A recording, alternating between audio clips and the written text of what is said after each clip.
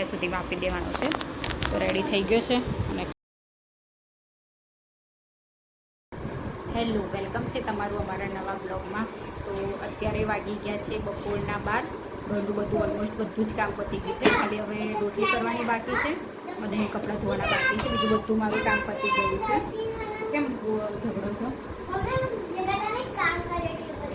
તો બસ કામ પતી ગયું છે. કાલથી તો મૈત્રીની સ્કૂલો ચાલુ થઈ જશે, એટલે કાલથી તો લેફ્ટ રાઈટ ચાલુ, કારણ કે એની સ્કૂલનો ટાઈમ છે બપોરના 12 થી 5નો. તો કાલે તો ફર્સ્ટ ડે છે, એટલે અમારે મૂકવા જવું પડશે, કારણ કે ફર્સ્ટ ડે એટલે એને બુક્સને બધું લાવવાનું છે, યુનિફોર્મ ને એ બધું. તો ત્યાંથી અમને ઇન્ફોર્મ કરશે કે શું બુક્સ લાવવાની છે, શું યુનિફોર્મ લાવવાના છે.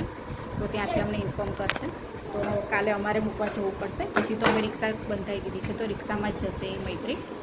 તો અહીંયા નજીક જ છે, એટલે ટેન્શન નથી કે બહુ દૂર છે. તો ટેન્શન બધું પણ નજીક છે, એટલે વાંધો નથી. તો જો આ બંનેના આજે માથા ઉડાવવાની બાકી છે. બંનેનું માથું તો ફટાફટ એ લોકોનું માથું ઉડાવી દઈશ, પછી કપડાં ધોઈશ ને લાસ્ટમાં રોટલી કરી દઈશ. કેમ આટલું જોરથી બોલે બેટા? એ તૂટી જશે ટેબલ લખવા માટે જ બેટા. મમ્મી કાલે તો મેં સ્કૂલ જઈશ, મને બહુ મજા આવશે. કાલ જવાનું સ્કૂલ. હવે ફટાફટ બધા બંને માથું ઉડાવી દઉં. હા, વરસાદ જેવું વાતાવરણ થઈ ગયું છે. વરસાદ 2 વાર પડ્યો, પણ કંઈ ઠંડક તો થઈ જ નથી. ઉપરથી વધારે બાપ મારે છે. ગરમી એટલી બધી લાગે છે ને અત્યારે, કારણ કે વરસાદ પડ્યો પણ રાત્રે પડ્યો હતો.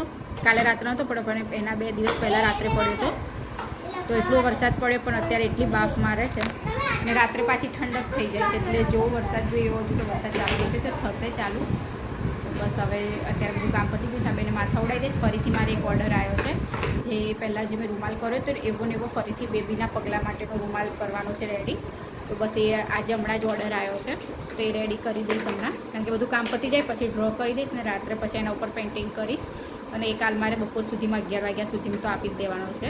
અને એમ પણ કાલે 11:30 મારે મૈત્રી સ્કૂલે મૂકવા જવું છે, એટલે એના પહેલાં તો મારે કરીને આપી દેવું પડશે. તો બસ કામ પતી જાય એટલે એ લઈને બેસી જાઉં. મજીનું એ કાલે જ મેં ચોંટાડ્યું છે એના ઉપર, એના પર લીટા ના પાડ. તો અત્યારે કપડાં ધોવાઈ ગયા છે અને શાક પણ બની ગયું છે. શાકમાં જો આજે મેં છે ને ગીલોડા બટાકાનું સરસ શાક બનાવ્યું છે. મસ્ત રસાવાળું શાક બનાવ્યું છે. તો અને હવે એકલી રોટલી બાકી છે, તો ફટાફટ હવે હું રોટલી કરી દઈશ. પછી એમ પપ્પા જમવા આવે એટલે અમે લોકો જમી લઈશું. જો મેં તો એને જેવું બનાવીને રહ્યું છે.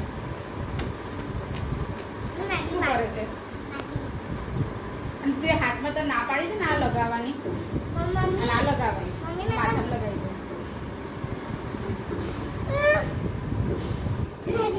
મસ્ત લાગે. મમ્મી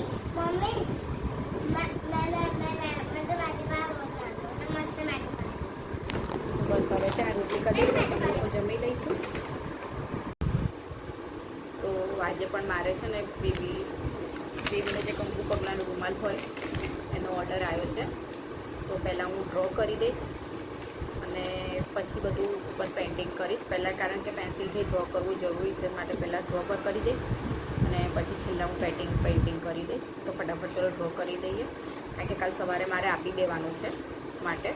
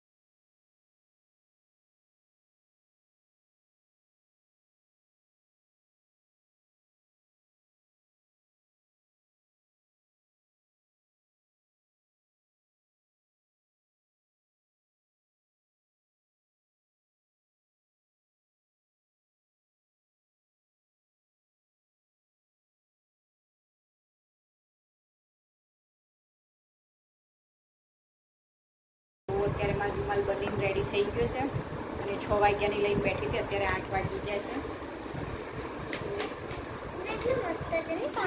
તો અત્યારે રેડી થઈ ગયો છે આખો રૂમાલ.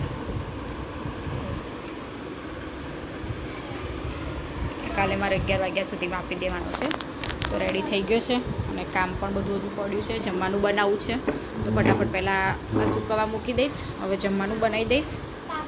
અને આ બધું વ્યવસ્થિત મૂકી દઈશ, કલર ને બધું. અને જીનલ અહીંયા પથારો કરીને બેઠી છે.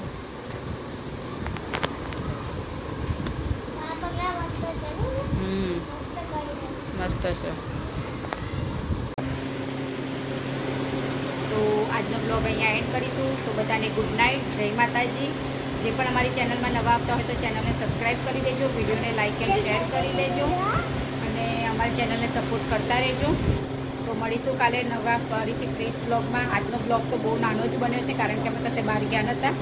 કાલથી મૈત્રીની સ્કૂલો ચાલુ થઈ જશે, કાલથી અમારું રૂટીન ચાલુ થઈ જશે. તો પ્લીઝ ચેનલને સપોર્ટ કરતા રહેજો અને વિડીયોને લાઇક એન્ડ શેર કરજો અને ચેનલને સબસ્ક્રાઈબ કરવાનું બિલકુલ ભૂલતા નહીં. જેનું ગુડ નાઇટ, જય માતાજી. મૈત્રી ગુડ નાઇટ.